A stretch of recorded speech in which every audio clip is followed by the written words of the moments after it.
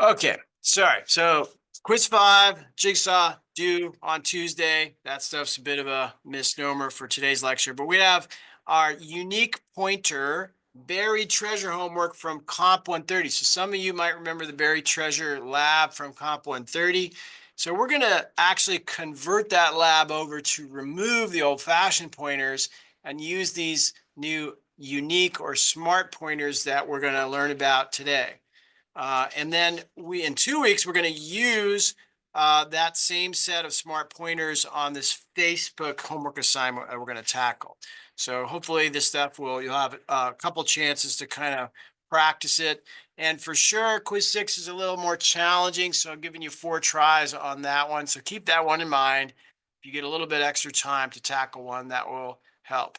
Now, just a heads up on a problem that I created. So I asked Program IZ to change the behavior, and they did, which was really nice. But it has resulted in the fact that you no longer make copies of shared playground links by just sort of clicking on them. They need to add a new feature. So for the moment, if you go back to any of our pro links, not the online compiler, but the pro links, and that I give you, you won't be able to trivially make a copy of it. You'll have to manually copy the files, which I will see if they can get us a quick fix on that. Fortunately, it won't affect you on your kind of current homework, but it might set a few people back. So apologies for that. I'll let you know as soon as I get that cleaned up. I just wanted to point that out to you since it's kind of an awkward situation for the short term. Real quick review then. So remember, just this in terms of terminology, the stream insertion operator is sort of, it's got a long name, but if you ever hear me refer to this as the stream insertion operator, we're inserting hi into a character string that's going out to the output or to a file. Stream extraction operator, we're sort of extracting a value from a stream and putting it into a variable. So if you ever hear about these very obscure references, that's what you call those things. I usually call them less than, and greater than, but those are the official names for them. We also talked about const. I won't go back through all this stuff again, but please remember that, right? Something which cannot be changed, right? And mutable, we introduced that last time. So that is something that can always be changed. And usually it's a data member inside of a class. And then we will get to static stuff here pretty quickly. Static stuff's pretty cool. There's a lot of nice things you can do with it, but we'll come to that after we get a little more of this shared pointer stuff and unique pointer stuff under our belts, okay? So those are kind of what we call type qualifiers and storage class specifiers. More strange vocabulary, but again, if you want to ask or search on these kinds of features, that's kind of the way you kind of find that information, okay? Remember that in our classes that we make, especially for our smart pointers, last time we overloaded the star operator, and we did that by using this int ampersand operator star thing. So basically we're saying, hey, anytime somebody uses the star, do this, return what the pointer points to. So that was our way of letting our smart pointer kind of masquerade as a regular pointer. And so we found that we could slowly add more of these overloads and start to make this thing really kind of behave like a regular pointer. But notice that when we called our constructor, we had to start it out by giving it a pointer to the integer that it's going to manage. So we're going to see more of that today. So it's important to remember this pattern from last time because we sort of built it from the inside out. Now we're going to use an off-the-shelf version that does the same thing. So it's like, hey, here's the pointer that I want you to manage. Use this instance of the class to help manage that. So keep that in mind as we go forward today. It might help what you're going to see be a little bit more obvious. But we could, of course, now say, hey, yeah, that's an instance, but dereference the instance. In other words, call the overload and just give me back the raw data or what the raw data pointer points to, okay? So our class instance is masquerading as a pointer, even though it's really just an instance. So we could do all sorts of crazy stuff like that. And even that, which is pretty impressive that that works with just that little bit of code change right there, okay? So that's pretty cool pattern, right? And we could have also done something like this, right? I could have assigned a pointer to a variable and then dropped the variable in there, because the variable is really just holding on to the address that we get to new, and our constructor just wants to handle a pointer to that particular data type. So it doesn't care how the pointer gets there as long as we send that address or that pointer down to our constructor, and all that stuff should work just the same. And the same way last time we said, well, let's just overload the arrow as well. So now our class should be able to take us to an instance so that we can grab something out of the instance. So I could just say SP arrow letter, and it's going to go get the pointer from that particular raw pointer internally, and then follow that and then grab something out of the class that it's managing. So in this case, we are pointing to an entire instance of a class on the heap. And of course, new token gives us a pointer to that instance of the token, right? So that's what we're actually managing inside of our little SP or SP1 instance there. So that's what we kind of built, but there are more cool features that we might want, and we're just not going to waste our time if somebody's already kind of invented the wheel for us. And that's what happens in the memory library. So if we load the memory library, one of the things we get is a pointer that kind of behaves the way we designed ours in the last lecture. So that pointer is called a unique pointer type. So unique underscore PTR is a class name, and it identifies a pointer that is only intended for managing something that can be pointed to only by one thing at a time in all of the memory of your program. So unique pointers are designed for situations where no one's ever allowed to muck around with an integer on the heap other than the pointer that's pointing to it. And this class will enforce that very aggressively as a way of, minimizing leaks or bugs in your code.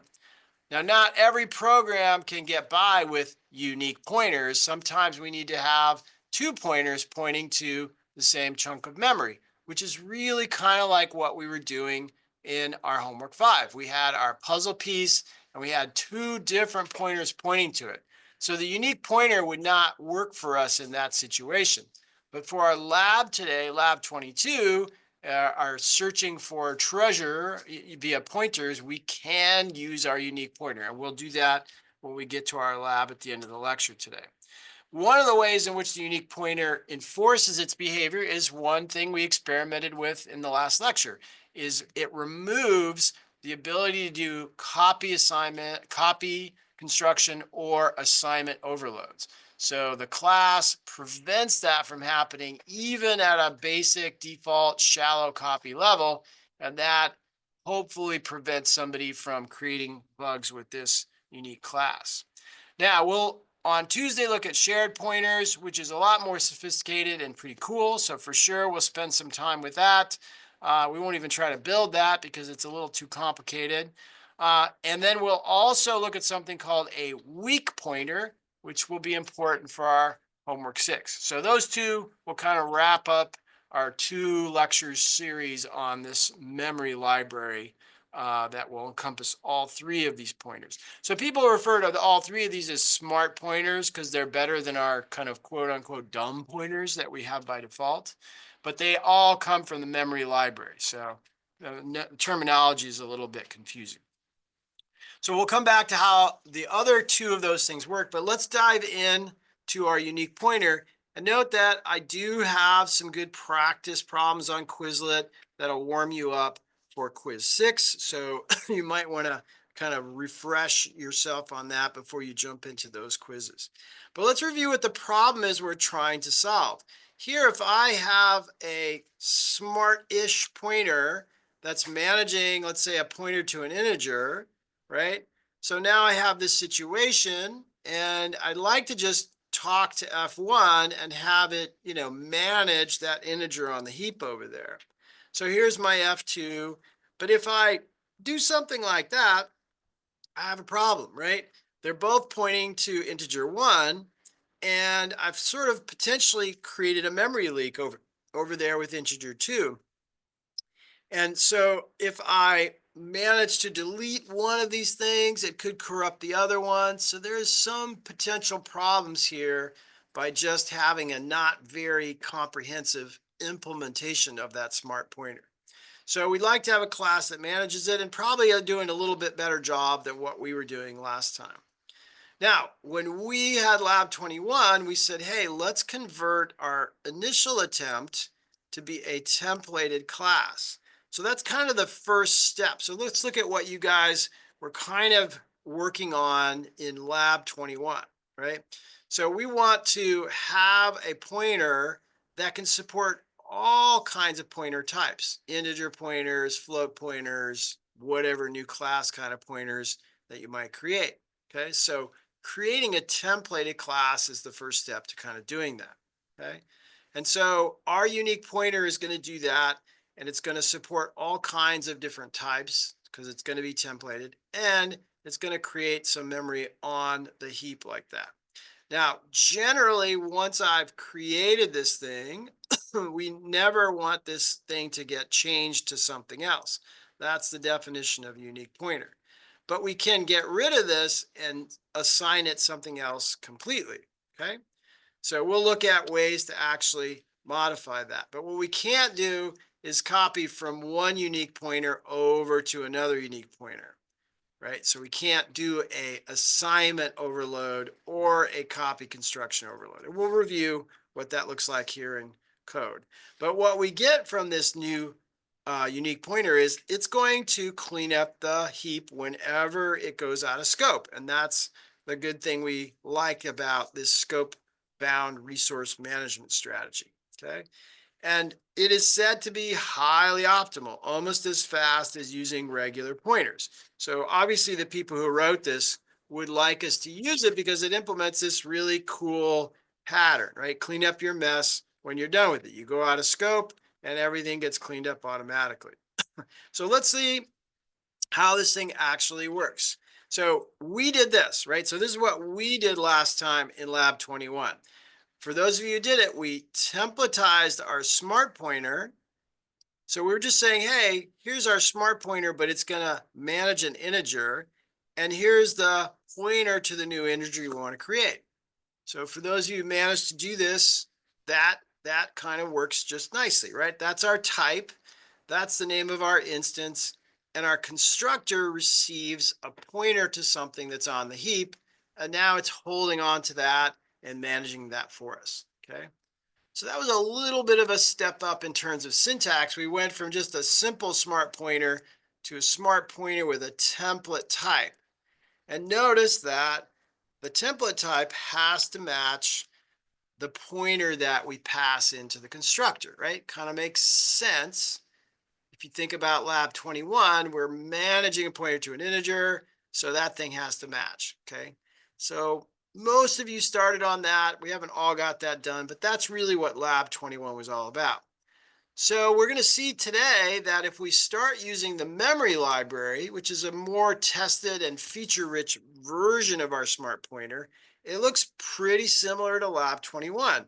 We have our data type, which is part of the memory library, the type of pointer it's going to be managing for us, and then a pointer to something we create that we wanted to manage, right? So once again, that thing, that type, this is the integer type, and this is the pointer that we're managing, okay? So it's pretty incremental step from our Lab 21 for at least getting that thing started, okay? So hopefully that's not a big step, right? But we could easily switch on over to a different data type. So let's say I had some crazy thing like a token for a puzzle or a database, something that describes a person, right? So that's just the class. And this is us creating a new version of that class on the heap, okay? And so once again, we see we have the type, the template, the variable name, and what we pass to the constructor for it to manage on the heap, a pointer to a new foo. And what's confusing is in order to create that foo, sometimes we got to pass it the arguments for its constructor.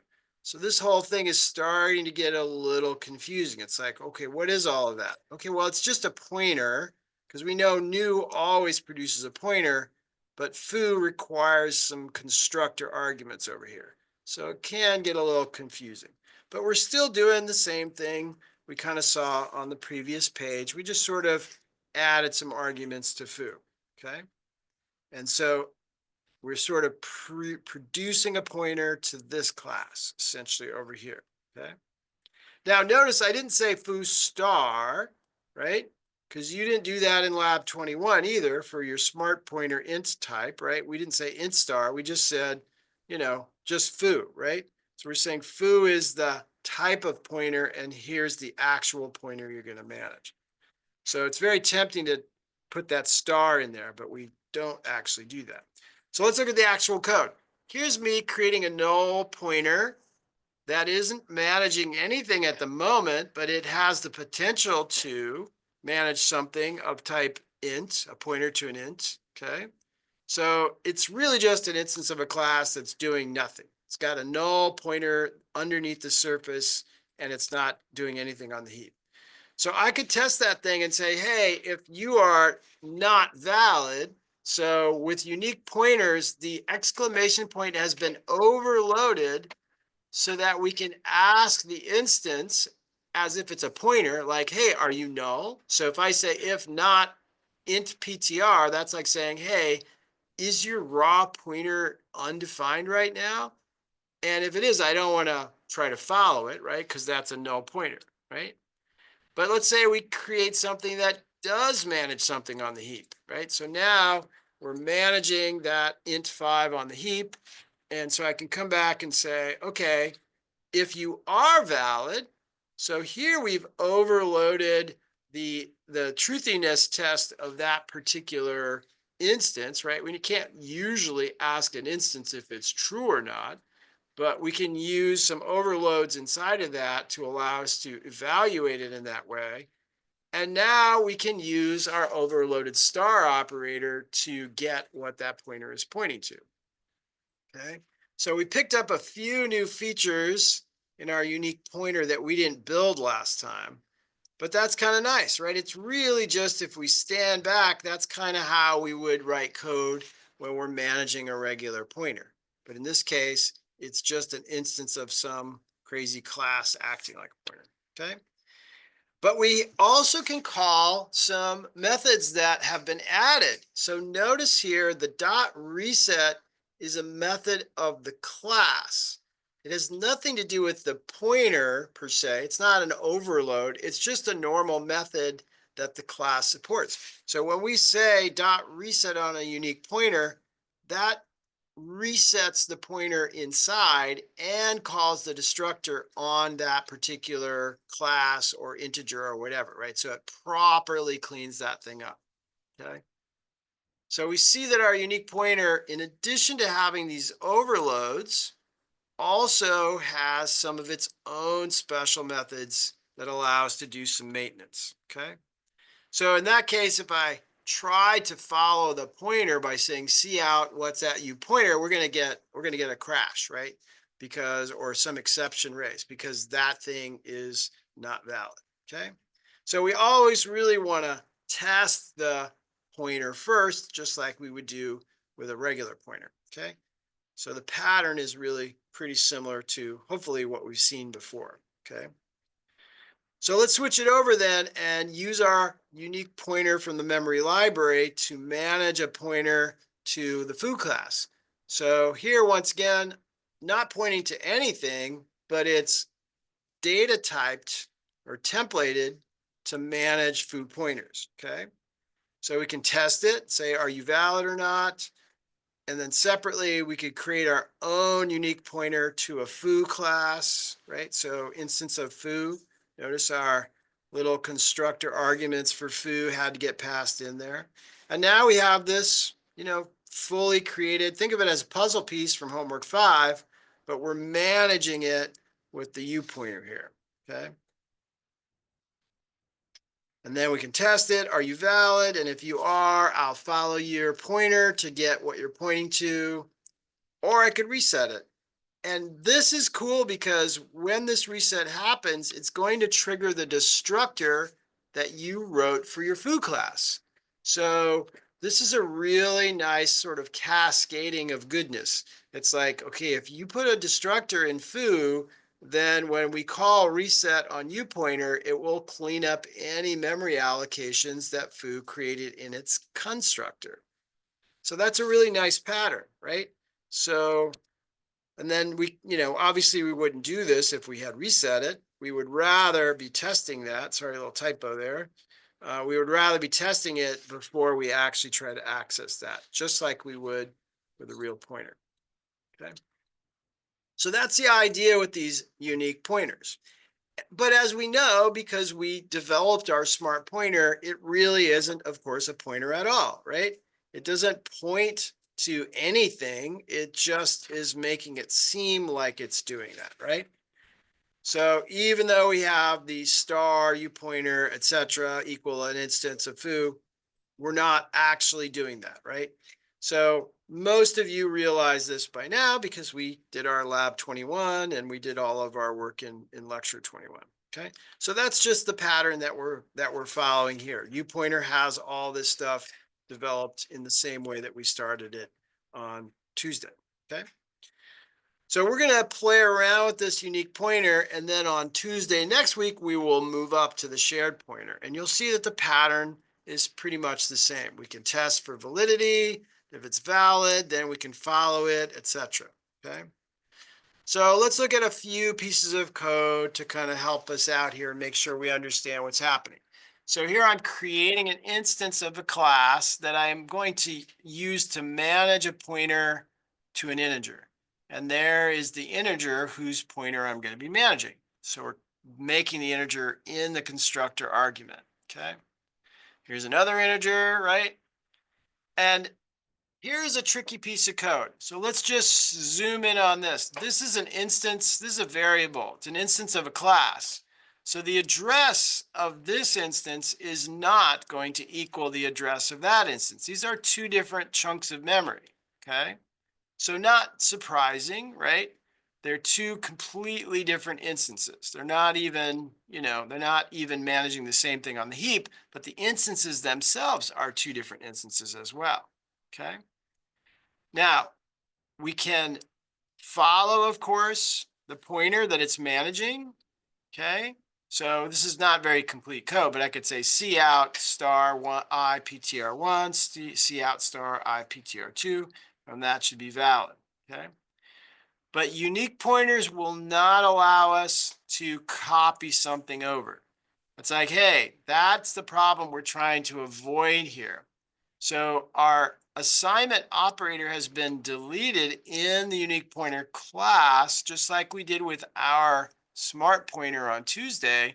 And that means the compiler is not going to let you do this right here. It's going to be like, whoa, that's not supported. You are not allowed to do a shallow copy from this instance into this instance. That's prevented by the class itself by design. So we would get a compiler error right there, okay? Now, it is okay to say, hey, get rid of what you're managing and use this new one, brand new one. So here we're constructing a brand new one, destroying this one and replacing it with int20. That is okay. We're not copying or overriding something or pointing it to with two pointers. We're just saying get rid of or destruct that and then add another one here. So it's a little bit of a surprise that that works, but that is neither triggering the copy constructor nor the assignment operator, okay? Otherwise, we would get our compiler error, okay? And here's that copy constructor that has been deleted, right? I cannot copy from an existing thing into the construction of another one, right? That is not allowed, okay? So you kind of got to look at these two and go, okay, this one's okay, but this one's not, right? Isn't this a copy? Nope, that's not a copy, right? We're actually constructing something new. This is something that existed and we're trying to steal its pointer, right? That's essentially what we're trying to do in these two cases is steal the pointer from one of these and use it in another one. And that's explicitly why we call this unique pointer. We're not wanting that to happen, okay? This one is brand new and there's no way anybody could be sharing this already. So we're not in danger there. Okay. So a little bit subtle, but it shows you the pattern that we're trying to highlight here. Okay. And you can kind of see that when we do this line down here, the destructor for this one is going to get triggered. So it's going to destroy that, clean it up properly so we don't have any memory leakage, and then assign this new pointer over here to manage with IPTR2.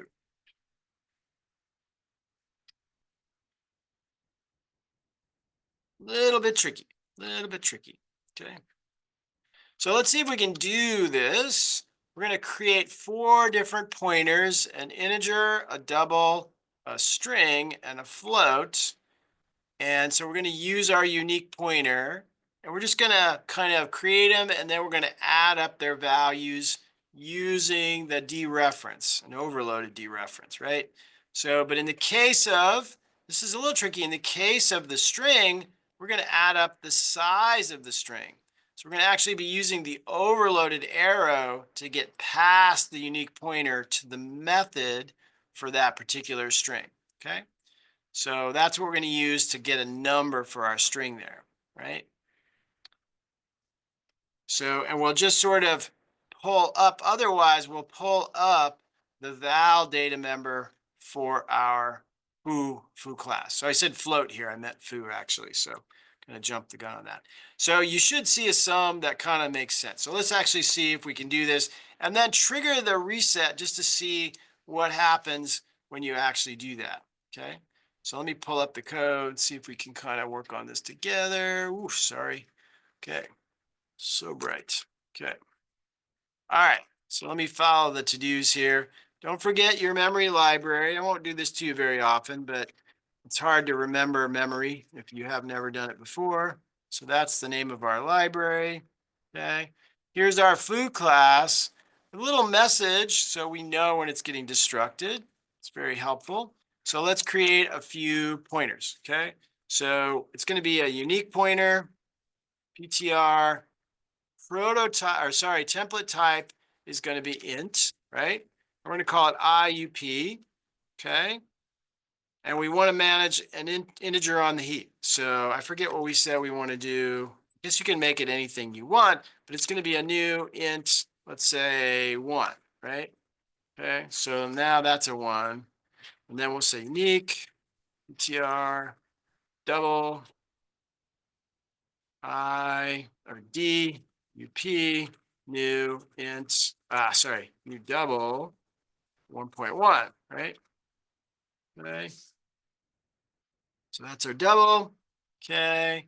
Now the string. So let's do that. See if we can shortcut this a little bit.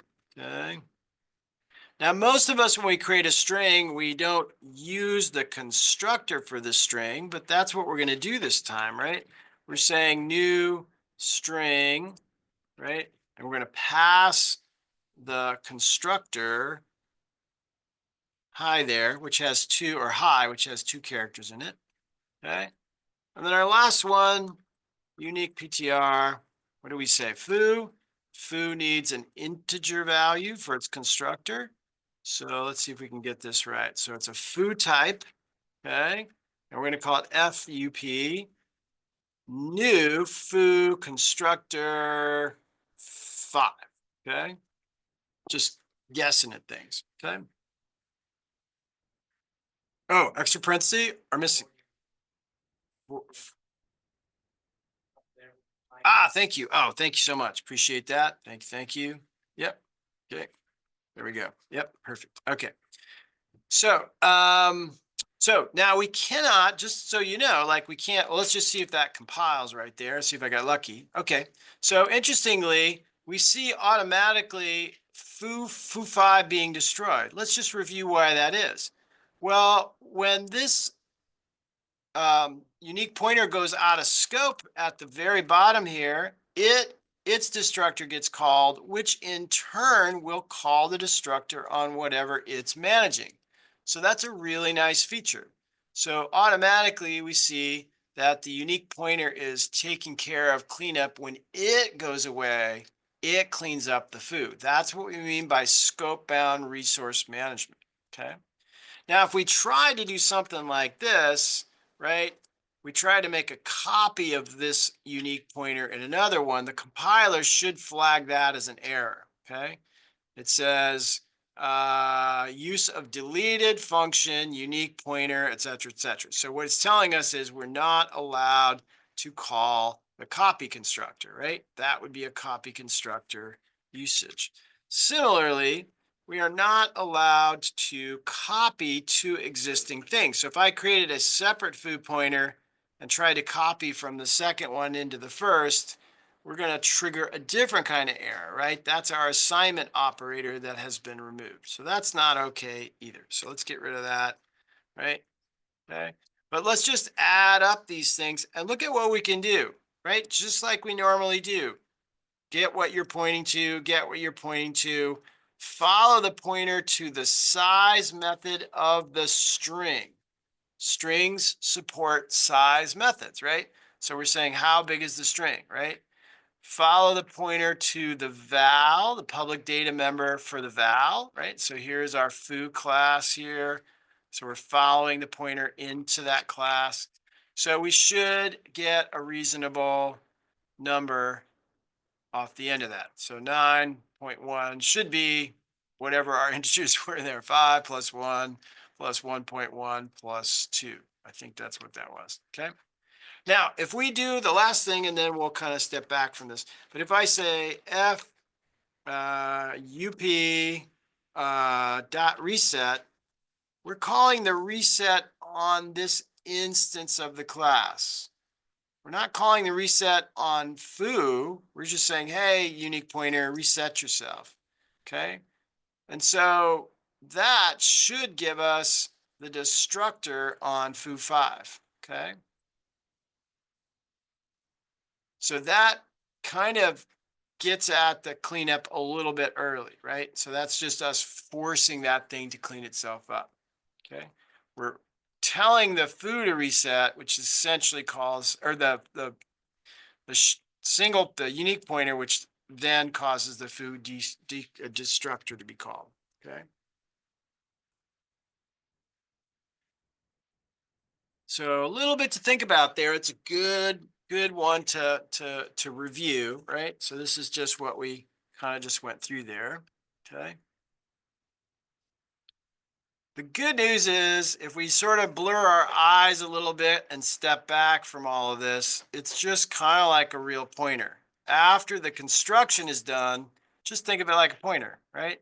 Just like you normally would. So it kind of reinforces our usual code patterns for working with pointers and arrows and dots and stuff, okay? So we see our destructor message getting printed, which is a nice confirmation that memory is being cleaned up, okay? Um, so if our class that we're managing has methods, then we can access those methods, right? That's all we're really doing there, okay? And directly to our individual values. Now, here's just a tricky thing. Some of you who like, coding tricks, notice that if I say, give me the address of UP in parentheses, and then I use a dot, that address of UP gives me the actual instance of what is being pointed to. So it's going to give me an instance of the string, which I can then follow with a dot, right? As opposed to using our arrow, okay? So it's kind of a hacky way of bringing the dot back into the conversation, is forcing the thing to give up the instance and then using the dot, right? But this is usually how we do that kind of thing, okay? But I remember figuring this out once and going, wow, these are really the same thing, pretty much the same thing, okay? Okay, so why do we care? Well, when we keep building layer upon layer of code on top of these things, if we build them this way, they just work almost magically. So remember these guys, right? So we said, hey, we could create an array of integers, right? Which was pretty good. Or we could kind of create an array of pointers that point to integers, right? And then we said, well, yeah, we could take that even one step further and we could create an array of pointers to foo, okay? So this is kind of a cool and useful structure. This is what your pieces array is in homework 5. It's a bunch of pointers to some instances of foo. But how would we convert this over to be using these unique pointers, okay? And what's the best strategy to do? Because these arrays are dynamically allocated and all of these are dynamically allocated. So how should we kind of make this more modern and safe, okay? So here was our, just reviewing again, here was our puzzle. We said we created a new puzzle, right? So we have a pointer to the puzzle instance, right? And then it had a pointer to a dynamically allocated array, right? And then we kind of filled it with pointers. I know this is probably uncomfortable to go back and look at this again, but look at all these old style pointers we have, right? So it's like, how would I convert this to be more modern? It's tempting to just replace those pointers that you see here, right? This pointer, this pointer, this pointer with unique pointers from the memory library. But we got this messy thing right here, right? That's like a dynamically allocated array. So we kind of would be mixing and matching kind of old and new, right? So we'd like have the dynamically allocated array, but then have an array of smart pointers. So it gets a little bit confusing when we mix the old and the new together. It's rather kind of messy. So I think, as a few people pointed out, it would have been so great if we could have used our vectors for homework 5, right? Rather than all this dynamic stuff. So let's actually go look and see what that's like. But let's use vectors with our smart pointers, our unique pointers. So we would say, I want to have a unique pointer to a puzzle, and here's the new puzzle. So that's a pointer to a puzzle being managed by a unique pointer, okay? And sorry, this int here should be puzzle, right? So that's a little bit of a typo, right? Int should be puzzle there, okay? Ugh, it's so bad. Okay, so that is the first step, right? And the nice thing is, when the unique pointer goes out of scope, it will automatically destruct the puzzle, which is being managed by the unique pointer. So that's one good thing. We don't have to literally delete the pointer anymore. It just goes out of scope, right? So there's our smart pointer pointing to this instance, okay?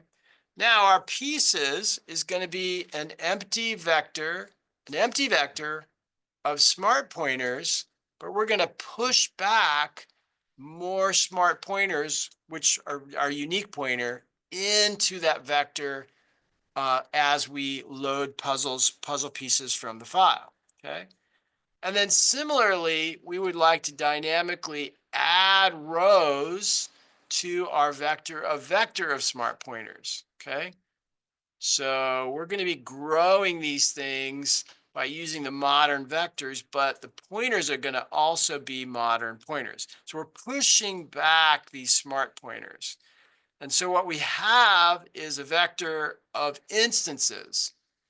Instances of what? Instances of, let's say, unique pointer. And those instances then also manage a raw pointer underneath, okay? So we're going to do this in code here in just a second, or at least look at some of the code. But what's nice about this is that it will automatically self-destruct. When this smart pointer self-destructs, it sets off a cascade of self-destruction that cleans everything up automatically because we're using this scope-bound pattern, okay? That's the beauty of doing all this stuff, is like we can start to build really complicated things that are layer upon layer upon layer, and they should trigger the destruction in a very sane way. That leaves us with no leaks, right? As soon as the puzzle goes out of scope, everything just triggers and cleans itself up, including the vectors. So if you've ever wondered, how come I don't need to delete my vectors? Well, that's because vectors are scope-bound resource managed as well. They are designed using this exact same pattern so that when this puzzle instance goes away, it triggers the destructor for the vectors, and they will clean themselves up as well, because they, of course, have to do some memory management privately. Okay, so it's a beautiful thing. Everything just sort of goes away. Okay. So let's see what happens when we sort of do that with integers, right? So let's start a little more simply. So here is a vector of integer pointers, right? So that's kind of the old way of collecting a bunch of pointers in a vector, okay? But we would like to do it this way. I want to collect a vector of unique pointers to integers, okay? So this is the more modern way, okay? And then when I do my pushback, I push back a new integer, right? Whatever that integer is, some value. And that pointer creates an instance of a unique pointer, right? So notice I'm collecting the things in my vector that I said I am, unique pointers to integers, okay? Let me get rid of my scribbles here. So I'm pushing back a unique pointer, pushing back a unique pointer, pushing back a unique pointer into the vector, okay? But once I've done that, as we've seen so far in this lecture, we can just go back to treating those things like regular pointers because they're all nicely overloaded with star and arrow, okay? So let's look at this again, sort of broken down. There's my vector. It's empty, but it will have instances of a unique pointer to integers, okay? So that's the type of thing we're putting in our vector, right? And that's the type of each unique pointer that's going in our vector. And that's just the name of our variable or our container, okay? Pause on that for a second, okay? That's the declaration. There's nothing in there yet. It's empty, size 0, right? Size 0, but we're all set up to continue, right? So if we think about it, put it in code for I equals 0 to I less than 8, I can push back, 5 that many times. So what I have is in each location of the vector, a shared pointer that itself is secretly managing a pointer to the 5, okay? So that's what's going inside of our vector, okay? So, and we can use square bracket access to get to location 0 or 1 or 2 or 3, right? But what that is going to give us is the shared pointer in each case, right? It's not going to give us this. It's going to give us the shared pointer instance, okay? So that's using our good old for loop, and we can use square brackets to access that. But keep in mind that all containers support this idea of iterators. But strangely enough, iterators are starting to look a lot like an overloaded pointer, right? For auto q equals num pointers begin, while q is not equal to the end, q++. This is an instance of a class. What kind of class? Well, we might not know because we got used to using the auto, but it's just an iterator class, okay? It's a templated iterator class, very much like what we're doing right now with our unique pointer, okay? So I don't want to break anybody's brains on this, but it's like, whoa, this pattern has been hiding in plain sight for a while now. We just didn't really realize that we were using it. So we could access this vector in two different ways, right? We can use our square brackets or we could use our iterator. So let's look at how we would do this, right? Get this out of the way here. So for if num pointers of I is valid, right? So we're saying, hey, is that a valid pointer at location I?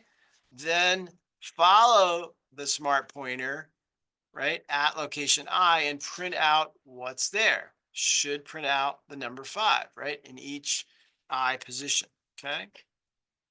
So that's one way to actually just treat what's at location I in that vector as a pointer. Just think of it as a pointer and dereference it. Of course, that's how we actually do with pointers. If we use the iterator, it's a little trickier.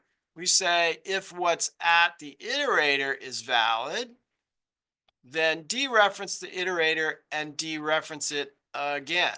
So this dereference is the overloaded star for the iterator, and this dereference is the overloaded star for the shared pointer that the iterator is pointing to. That's really hard to say. I'll tell you right there. It's like I have to really focus on that. So me, I see this and I'm like, whoa, that's some pretty tough code. I would much rather write my code this way and avoid the iterators in that situation. Okay. Some of us are going to run into this problem on homework 7, not 6, but 7. Okay. So if the iterator is valid or what is pointing to, then go ahead and print the unique pointer. Okay. So powerful stuff, similar pattern. It gets used in a lot of different ways, right? We just got to maybe recognize it when it comes up. Okay. So let's go back to our vector of unique integer pointers. So I can say if that pointer is not equal to, if it's not valid, then tell us it's not valid, right? Okay. Or push back something new, right? So these are just, samples of this. Here I can go to all of those vectors, right? And I can clear them, right? So this is a vector method. So let's just review for a second. A vector method is something that the vector class itself owns, not the unique pointer. So what we're saying is, hey, vector, delete all of your members. But that is going to trigger the destructor on this each time. So whenever the vector goes away or gets cleared, it is that cascading goodness where it triggers the next level destructor down, okay? Which is a really, really good thing because we don't get any memory leaks that way, okay? So let's try this. This is kind of as tough as it gets, I think, today. So let's see if we can, given this vector, num pointers, right, ask the user for how many we want to add to that vector and basically do what we've probably done a few times now in my classes is collect these integers and then have some unique pointers that we're putting into the vector, right? So we're pushing back those unique pointers, and then we'll iterate through and add those things up and print out the sum, okay? And then we'll try to clear that pointer or clear that vector, okay? So let's try that real quick. I think we can do this. Okay, get rid of this one more time. Okay. And I guarantee you we'll get you out of here before 7. I think we just got one more practice problem after this one. Okay, here we go. So we've got our memory library, vector library. Okay, we're going to collect some number of numbers from the user. So we're asking the user how many. We go through, right? And we've got our vector up here somewhere. No, we don't have it yet. So let's do it. So we're going to say, I want a vector. And I want it to be of unique PTR of integers, okay? And we'll call it VUP, okay? So it's an empty vector, okay? We collect a number from the user, and we're going to say VUP.pushback unique pointer, okay? But that unique pointer is of type int. And it has a constructor which needs a new int of value tmp int, okay? So I think I got that right. Yeah. So that is wrapping up the pointer to some integer on the heap inside of a unique pointer and putting the instance of the unique pointer into our vector, okay? So now we've loaded up that data structure. Let's go through and figure out how many things we got. So we could do that in a couple different ways. I'm going to do it in the square bracket way. So I'll say for int, oops, sorry. Yeah, for int I equals 0, while I is less than VUP dot size, I plus plus, okay. And then I will say sum plus equals VUP square bracket I. That gives me a shared pointer to an integer, which I can use the overload, right? It's just giving a shared pointer to an integer, not even a class. So I don't use the arrow, I'll just use the star. What is at VUP of I, right? That should be what all we really need to do, okay? So follow the pointer at location I and get its integer value, okay? And then print out the sum, okay? Now let's see what we get. Maybe I got it right. Maybe I did. Okay, so we're going to say I want 5 integers. 1, 2, 3, 4, 5. Okay, 15. Okay, so that's good. That worked. Now we didn't see a destructor message triggered because there is no destructor for integers, right? There's no way for us to sort of document that, right? So, but as soon as we pass this point, VUP goes out of scope, and VUP will self-destruct, right? Which will cause all of the unique pointers to self-destruct. And that's a clean finish, okay? So that is kind of what we did there. We could also, now watch out, I'll show you this. We could also have used our range-based for loop, but be really sure that you don't forget the ampersand, okay? Because if you forget the ampersand, it's going to try to make a copy. The range-based for loop will make a copy. UP will be a copy, and that's going to stop your compiler. Compiler's going to be like, hey, I can't make copies of unique pointers. Okay. So the ampersand is critical for that piece of code to work there if you use the range-based for loop. Okay. So it's a subtle point, but an important reinforcement that the unique pointer does not support the copy constructor. Most people, if they forget that, understandably hit the wall. It's like, I cannot understand why it's complaining, right?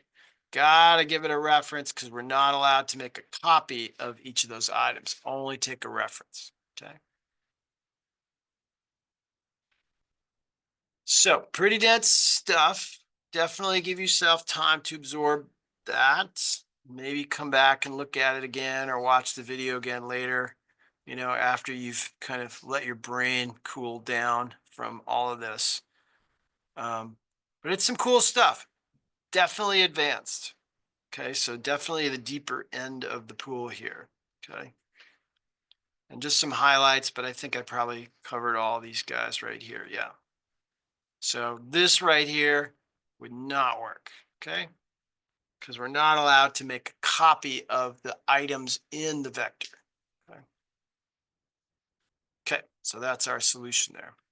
So high level, that's us creating a null unique pointer. This is us creating something that manages anything of type T. So when I say T, I mean like int, float, or foo, or token, and then any kind of arguments that a constructor might need. So targs is meaning the constructor arguments that are required there, okay?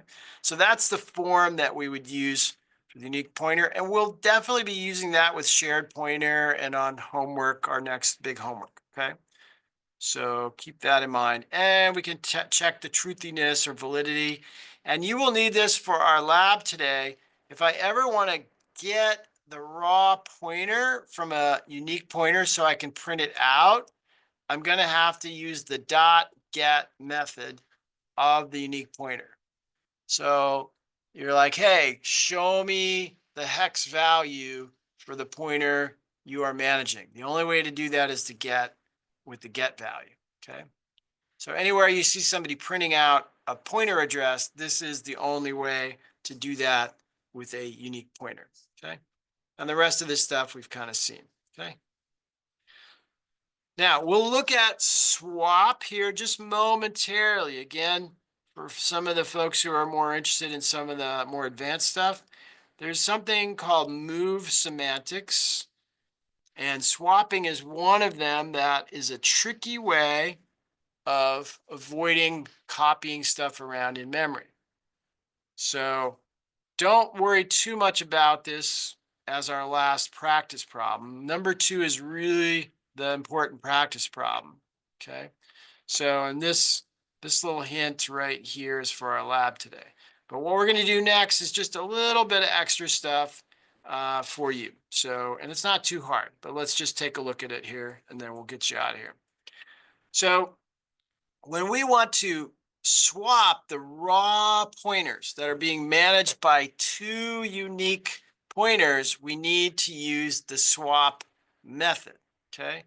Normally, we're not allowed to go in and muck around with the pointers that 2 unique pointers are managing, but we can use the swap method and they will do the swapping for us, okay?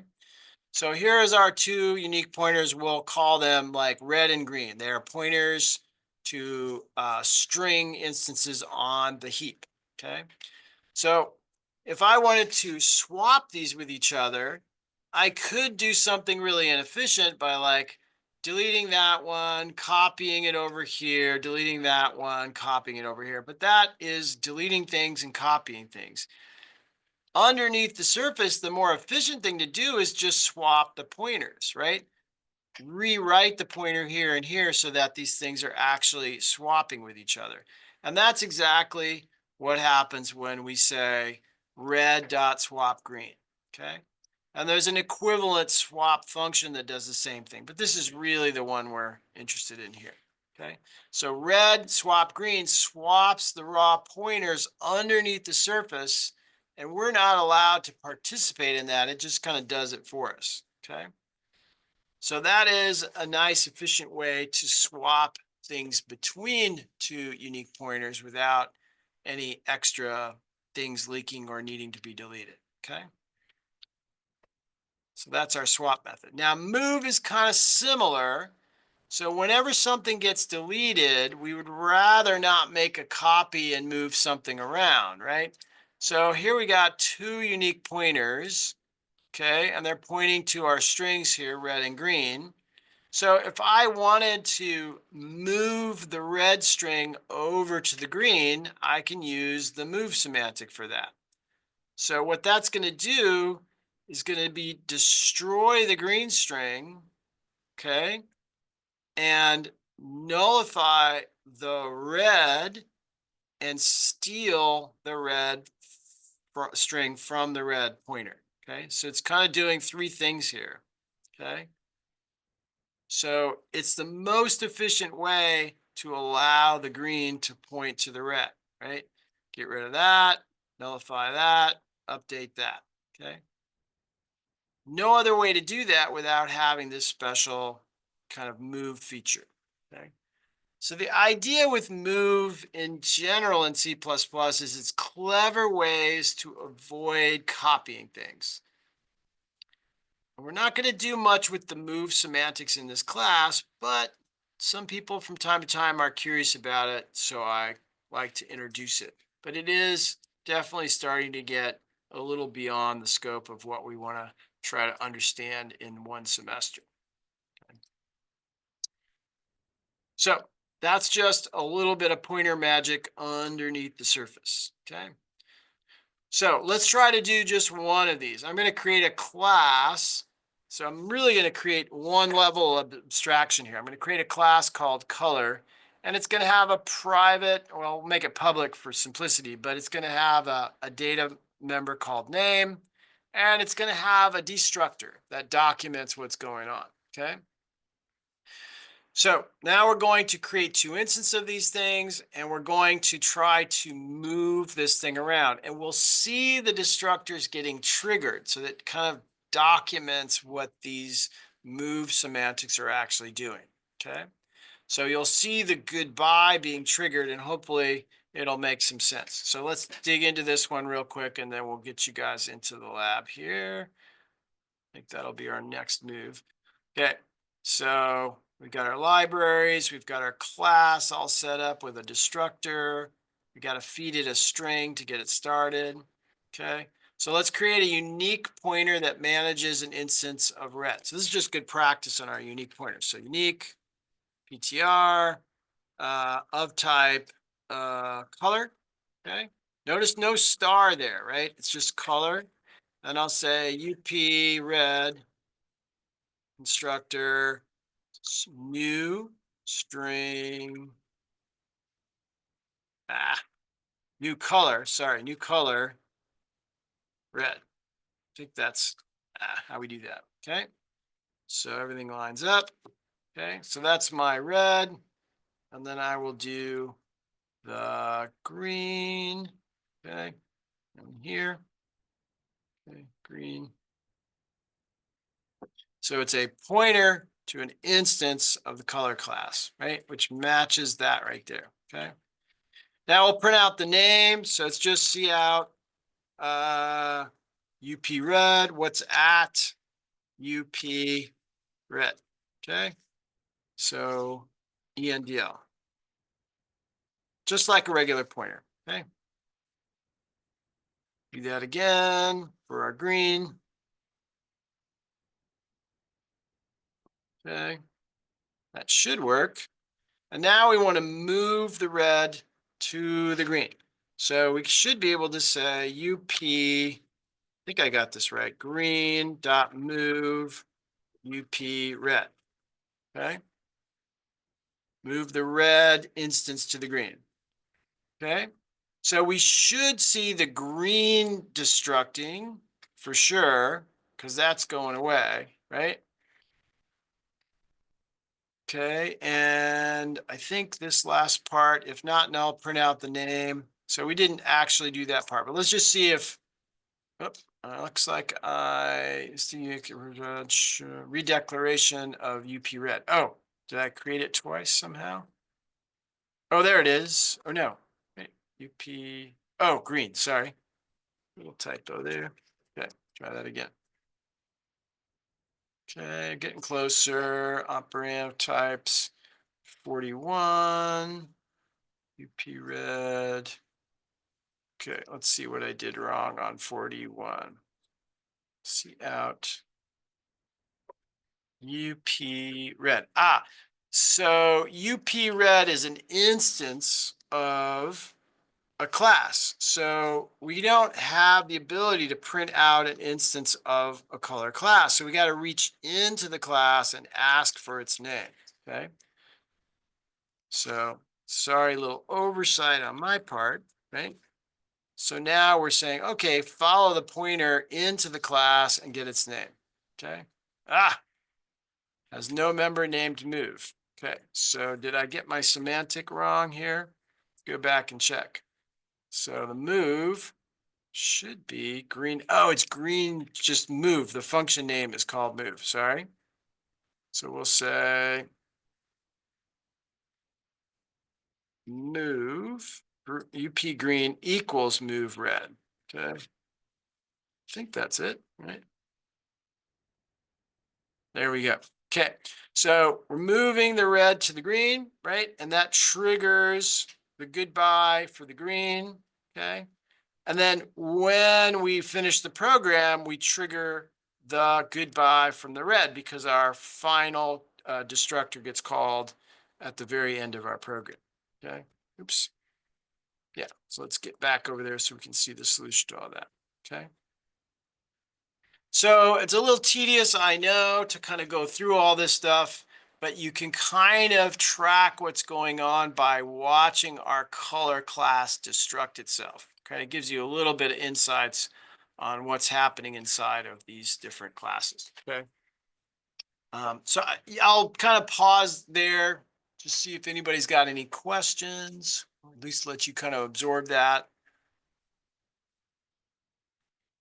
But definitely practice 2 is the one I would spend some time to come after, right? If you want to kind of just circle around the stuff that's most important. Okay. At high level, there's a couple of things that we can do that avoid extra copies. And it usually involves these swaps and the moves. Okay. I think, and that's essentially what we saw happen, right? We're just sort of copying the red over and deleting the green. Okay. All right. So you're definitely going to see these things again. I would say, maybe click in or join Quizlet. Also, just write down or, bookmark these other Quizlets that come by. They are really helpful. I do them from time to time to help me remember how these things actually work. We've really only covered this so far, and next Tuesday we'll cover these right there. Okay. So hopefully that kind of helps you out a little bit. So our lab today is just a conversion exercise. So some of you might remember this from Intro C++, but basically what we want to do is we want to go to a working program that uses old-fashioned pointers and change it over to a unique pointer. So this is not unlike an internship job you might have where somebody will say, hey, we really just wanted to, I guess I got to keep that in here. We really just want you to convert all of our code over to shared or unique pointers. So you'll notice that if you use the program IZ version, all of the functions are kind of in main.cpp. If you use the replit version, they're kind of in separate files. But you just got to hunt everything down. And whenever you see int star, we've got to convert that to a unique pointer of type int, right? So we're going to be using the unique pointers from the memory library. So we're going to have to load our memory library in there for that to work. So you're going to have to change the prototypes of all the functions, and anywhere you see a reference to a star, right, for an int, okay? There really should be no stars in your code when you're done converting everything over to the unique pointers. Okay, that's one way to actually tell if you got it right. Okay, so you can kind of dig through these things and figure out which parts of this you want to change, right? So anywhere you see a new, that's probably going to need to be wrapped inside of a unique pointer constructor. But if you can do all that, then you've got the key bits of the lecture today that will help you in your next homework assignment. Okay. So let me just sort of see if there's any other highlights there. Oh yeah. So remember when you run this, if you get it, run it before you convert it and just familiarize yourself with how this works. So we got a 2D array of mostly null pointers. Some of them are pointing to an integer on the heap. So I've written the print method for you, right? So in the hide treasure methods. So the find treasure is just going around and adding up the 114 plus the 145 plus the 39. So if you get the conversion right, it's just going to run and give you the exact same results. So if you try to follow a pointer that is null, of course, it's going to crash. So you got to make sure you test the pointers before you follow them. But all of that code has already been written for you. So you're really just converting that thing over, okay? So this is stuff that should already be working for you. You just got to kind of do the conversion, okay? So leave you with that and give me a question if you get stuck. Otherwise, I'll see everybody on Tuesday. Have a great weekend.